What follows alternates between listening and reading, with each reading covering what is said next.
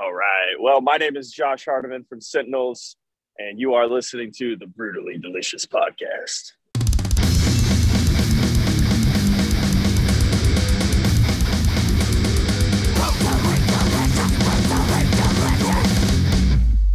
So yeah, no, I was just trying to figure out the time signature, and I love like this, how the guitars are like sliding, but they're like perfectly in key. I was like, is that a whammy pedal? I was like, no, that can't be a whammy pedal. What the hell's going on with this? That it was awesome. Yeah.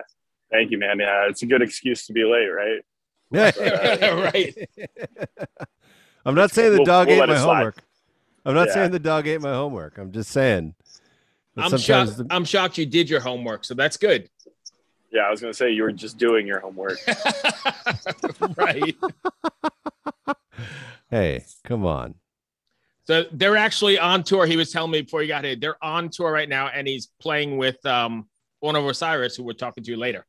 Oh, cool. They're Cool. heading Where are to you their guys gig playing now. tonight? Where are you playing tonight?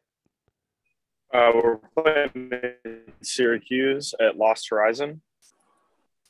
Nice. So you're way up there. Yeah. Should be a good time. That's pretty Are awesome. you in a bus or are you in a van? Van. we're not bus status yet. I got a question. It looks like you're drinking straight honey. Is that what you're doing? Yeah. I just drink honey sometimes. That's cool. I got a whole like vocal bag full of just like assortments of help me, please, God, I need it. Yeah. I imagine it gets. Go ahead. I can't remember who we were interviewing, but they were on tour with Ozzy, and Ozzy used throat coat, this tea throat coat, and I can't. Oh, you got it.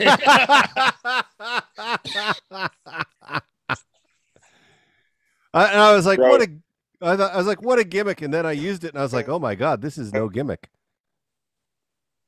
Hello? Oh, he's frozen. He's back. You're back? You're back. Oh my God. That's fun. Are we cutting out? Fuck. Yeah, Carrie- you're fine. Caring for the voice on the Ricola. Caring for the voice on the road must be so difficult. Dude, it sucks. But it is what it is. Especially when it's like the weather's changing and like you're going through different humidities and like, my God. Yeah, I bought a portable humidifier because the cold was just really drying me out. So I bought this portable humidifier at this shop called Myers, and it lasted a full day and it just broke. So, Oh, really? That sucks. And you're not going back to return it because you're long gone. Exactly. It's $100 down the drain. It worked one time and that was it. Oh, damn. Yeah. So Crane humidifier, nobody buy their products. All right. Next week, I'm sponsored by Crane Humidifier. Yeah, there you go. Got a lifetime supply. Yeah, even though they break. Yeah. So what's it like being on tour right now? Oh man, it's been good. Shows have been great. Crowd reaction's been awesome. Not much bad news to report. Just all good stuff. Good vibes. Are you seeing that it's helping your streaming numbers or anything like that? Like, are you seeing the real world results of touring? So I'm not paying super close attention to those numbers, but I would imagine not so much, believe it or not. But where we do see a pretty big impact is people coming up to the tables to speak with us, saying like, yo, I've been listening to your album. You guys, are really good and things like that. So just getting that connection is definitely important. It's, that's where we see the most feedback. That connection is so important in heavy metal. Yeah. It's the fabric of it. It is. I've been seeing a lot of quotes from metal bands lately where metal is probably the most popular music in the world. And not in the way that we think of popular. Like, we're not seeing like stadiums filled with metal bands. Well, we do, but it's not a normal thing. But clubs all over the world are jam-packed for metal. more so than they are for any other genre. Yeah, I would agree with that, or I think I agree with that. Yeah, I could see how that's true. I think it becomes a huge family over the years. Yeah. And then when you take it away for however long it was taken away, a year, a little year and a half, then everybody's longing to be back in, right? Are you seeing like people extra excited at those shows just to be out and about? Yeah, most certainly. I mean, now that live music is back. Oh, we lost you. The number. Am I back? Oh, he's gone. Nope, there you're he is. back. You're back. All right, we're back. Yeah, people are showing out in droves, man. Now these shows aren't quite selling out just yet, but we'll see. It's still doing really big numbers. I mean, 300-400 people. So it's a good turnout. I think it's also going to take a while for people to have the confidence to go back out in numbers. Yeah. Like there's a lot of people that are like, yeah, okay, I'm good. But there's probably quite a few people that are also like, I'm not quite comfortable yet. Yeah. And it will take a while for it to kind of come back around. But I'm happy that you're able to do it. You know what I mean? Because I've been gut wrenched for musicians for the last year and a half. Yeah, we've been pretty fortunate to get these past two tours. We just got off the road with Lorna Shore, supporting their EP release, and that was crazy. And then we did 3 weeks rest, and we're right back at it with Born. So very fortunate to be touring, but even more fortunate to be supporting these particular bands. Right. How long is this run? This one is about 3 weeks. I think we're hitting 19 shows roughly. Wow. I think 24 days or 23 days long. So you get 4 days off, 1 day off a week, basically. Yeah, roughly something like that. Yeah. Nice. Your poor voice. Yeah. First time. Yeah, first half of the tour is pretty cake, but the second half is just 1 day off. So it's 6 days straight, 1 day off, 5 days straight, right. And then it's done. No talking, right? Just hang around and save what you got. Yeah, I usually ask people to do a scream on the show. I won't do that to you. Oh, no, can't do that today. I could do maybe something like lower, like no. Oh no, save it. No, save it for the fans, man. True. So, what was the writing process like? What was the writing process like for this record? So, believe it or not, I was not involved in that at all. So, okay. You're asking the worst possible member for that question, but I can, I'll do my best. So, the band had been writing the record for roughly a few years. Got into the studio and started tracking the record, and then COVID hit. So that what was supposed to take a month was dragged out for about 6 months or so. And the time that I came into the picture, the vocalist decided that he was just not wanting to do this anymore. So him and the band parted amicably, and then they started searching for a vocalist. Through word of mouth, we got linked up. I flew up to Jersey, and everything had already been written: vocal patterns, lyrics, everything. Dave Rookie, the drummer, wrote everything for me, and it's basically his story, his passion project vocally, that I did my best to help bring to life. Cool. And so everybody is happy with the performance that I did, and I just hope to continue that for LP2. Nice. So what was the recording process like? So I have never been a part of a real band. I mean, I had done some like local projects, and then basically 8 years of nothing, just doing vocal covers on YouTube in my car and things like that. So going from recording in my car to Graphic Nature was a big jump. Going from nothing to recording in the same studios that Gideon, Straight from the Path, The Artist Murder, just all these big name bands, all my favorite bands had recorded in, was a huge leap. Worked with Randy LaBeouf, and he was a sweetheart, man. He really just took me by the hand and walked me through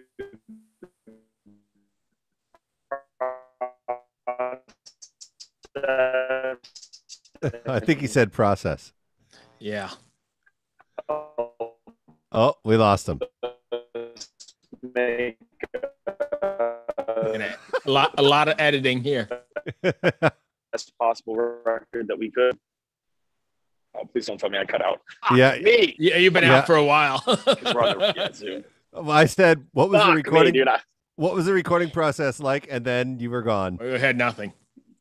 Dude, I gave the best possible answer I think I could have. And I'm never going to be able to. No Never worries. going to be able to recreate that. But I'll try again. So I had never been a part of a real band. I played some local bands, 8 years of nothing. And then got linked up with these guys. So I went from recording vocal covers in my car and in a small studio I had built to recording in a big name studio like Graphic Nature with Randy LaBeouf. And dude was a sweetheart. He just took me by the hand and walked me through the whole process and helped us make the best record we could possibly make.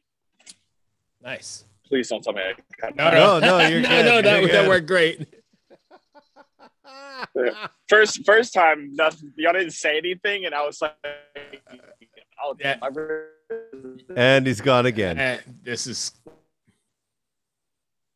I think we lost him. May not work, huh? But I mean, it's a good freeze frame. Yeah. He looks happy. I'm speechless on that. Fuck! They didn't even give that. Nice. All right, am I back? We're back. Yeah. So Okay, let's talk about the record before we get cut off again. Collapse by Design came out about 2 weeks ago, I guess. I think we're at like 9 days roughly. Okay. All right. So Something close like that, enough. yeah. But how do you what has been the response to it so far, and how do you feel about it? Are you pretty satisfied with the way it turned out? Oh yeah, I mean, it's a dream come true, man. I wouldn't. That's a lie. I would change like 2 things, on my part. On my part, retro, hindsight's 2020. Maybe would have held one or 2 parts out a little bit longer, but other than that, it's a perfect album in my eyes, and that seems to be reflected in the fans' reaction. So everybody's given 110% for the record, and the fans are reacting in turn. They love it. Haven't heard any bad reviews. I mean, the lowest I think review we got from anywhere I can find was like a 6 out of 10, but right. Ranges 6 to 10 out of 10, nothing below that. So nice. I'm happy, man. That's interesting. Normally when we interview people, they don't want to know about the reviews. They only want to know what the fans say. But I appreciate your honesty, because I always think they're lying to me when they tell me that. that they don't go read the reviews. I'm gonna look too. So I'm in a unique position because the only part of me that's represented on this record is my voice. My soul, my spirit. That isn't. So there's enough distance for me when people judge the record that it's not the deepest part of me. It's just a surface level. So I can when people say like, man, this dude didn't have enough range, not enough dynamics. I can take that. That's fair criticism. Whereas if somebody were to just dog shit it and be like, yo, this is trash, that's like, whatever, that's your opinion. But if I had like put my heart and soul into it, where I like wrote every single word, that would hurt a lot more. I probably wouldn't read the reviews. So yeah, maybe that explains that. Oh yeah. Well, the single sounds killer. Like I was seriously late because I was like, oh, I got to refresh myself on this. And then suddenly I was like, oh shit, I'm supposed to be on. I'm supposed to be on. So I'll be sending this out to friends of mine today, because it's like right up my alley. I love it. That's awesome. We love to hear that, man. Thank you. So with it being so technical, do you ever have difficulty? Has it ever been too technical to play on stage? Do you have to like pick and choose what you're going to play? No, I think, the guys are masters of their instruments. I'm probably the weakest link right now. but that won't be the case forever. That's for sure. But they're all masters of their instruments. They practice religiously, so there's nothing on the record that they can't play live. Dave is I've heard it joked before that he sleeps with a metronome in his ear. So yeah, they never miss a beat. If anybody's gonna mess up, it's me. But I'm working every day to get better. Though, what would you say, Dave? What's the most technical song, like the hardest? Either Comfort or Atlas? I'd say Comfort, most likely, just because it's constantly switching feels. So yeah, I think we agree that Comfort is the hardest song to play live, and we're playing it on this run. So cool. We're making it happen. Are you guys coming through like the DC area? It does not look like it. Oh, are we going damn. anywhere near DC? Yeah, I don't think we're going anywhere near DC. Okay. Yeah, sadly not. Are you guys using the time while you're traveling in the van to write any or start writing any new material, or not even thinking about it yet? Oh, it's definitely in our psyche, our brains, about our consciousness to be writing. But we're not writing on the road right now. Kris is our main composer, and he's written a handful of pre-pros, but we have yet to sit down and start parsing through them and decomposing, deconstructing, and arranging. So, and is the plan for you to be fully involved in this one then? Yeah, whether they like it or not. Nice. I have a question. How is being on the road? Has it brought you guys closer together? Being on the road, like, made you a more cohesive unit? So, I had our situations, again, quite unique. Well, maybe it's not quite unique. I don't know everybody in the world, but I was born in Alabama. Oh, you're gone. Born and raised there, and then didn't know each other until the. Hello, are you there? When I'm back. Just let me know when I'm back. You're back. All right. So what was the last thing you heard me You say? were born in Alabama. Right. All right. So I was born in Alabama, lived there my whole life, and then I moved to Dallas, and I've been there for about a year and a half or so. But in that time frame is when I joined Sentinels. So I moved. The first time we met was the first time I went to the studio to start tracking the record. And funny story. Wow. I was so excited to just be a part of something that had the same vision, same drive, same passion for what I wanted to do with my life. And these guys, it never once crossed my mind that I wouldn't get along with any of them, which in hindsight should have been a big thing for me, because like I don't really like a lot of people. I don't really get along with everyone. I'm very much a loner type, like lone wolf kind of guy. But once I got up there, it hadn't even crossed my mind that I wouldn't like them. I was just so excited to do the record. Right. And we were sitting in the kitchen, and I don't remember exactly who it was who said it, but I think it was Kris. And I think he said something to the effect of, "Man, we're just so glad you're not a fucking weirdo." and that's when it clicked for me. I was like, "Oh my God, I could have fucking hated these guys." Yeah. We all love each other, man. It's the closest thing That's that great. I can imagine to having like real brothers. Like we really do feel like family. I'm speaking for myself. I can't speak for them, but to me, yeah, it's like I trust these guys with my life. And every time we're in the van, and we just get closer. So it feels like it's the beginning of something really special. For myself. I can't say for them, but for me, it's something special. Cool. That's the best story I've heard in a while. Thank God you're not a fucking asshole. Yeah. Nice. Bruce? What do you guys have planned next? Are you going to finish this run, and then what do you guys got going on after that? So we're going to finish this run, and I think we got 2 things up our sleeve. Can't really talk about them, but they haven't been announced. But we got some stuff up our sleeve. So you're going to stay busy for a bit. Do our best to just stay on the road as much as we can. All right. Ah, the life. Amazing. Hopefully it goes well. Kris, you got anything else? I don't, man. Hey, man, thank you for taking the time. I appreciate it. Drive safe. Take care of your voice. Yes, sir. Y'all be good, okay? Thank you for the opportunity. We'll talk to you soon. Good luck. Party on, dude. All right, Take her later. easy.